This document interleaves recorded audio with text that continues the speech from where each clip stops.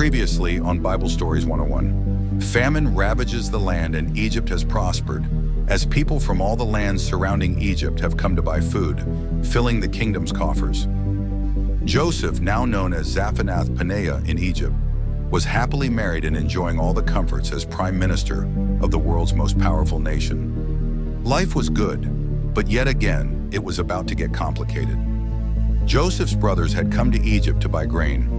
It had been many years since they sold him into slavery, so when they met Joseph, they did not recognize him. He did recognize them, however, and decided to test them to see if they had changed. Initially, he accused them of being spies. Then he sold them grain only on the condition that Simeon stay as a hostage until they returned with Benjamin, the youngest brother who had stayed behind with Jacob their father. Upon returning to Canaan, the brothers told their father Jacob of their experiences. He vowed not to send Benjamin to Egypt, but the continuing famine forced him to change his mind. And on the next trip, Benjamin went with his brothers to Egypt.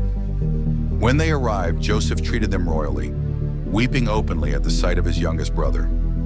Simeon was returned to them, and after purchasing grain, they started home. But on their way, they were stopped by one of Joseph's servants.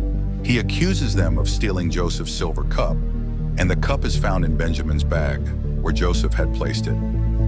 The brothers returned to face Joseph, who declared that Benjamin must stay in Egypt.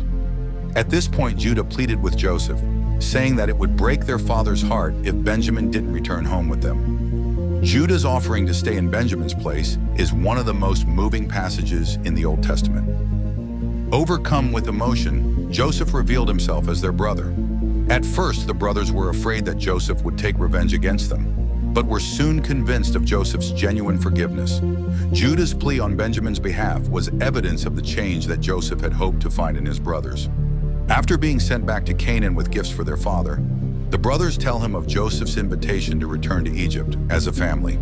So after Jacob receives assurance from God that they'll be safe there, the family accepts Joseph's invitation. Joseph's story arc ends with his choosing forgiveness over retribution. Facing trial after trial, Joseph always trusted God, and that God's plan would succeed in spite of human sinfulness.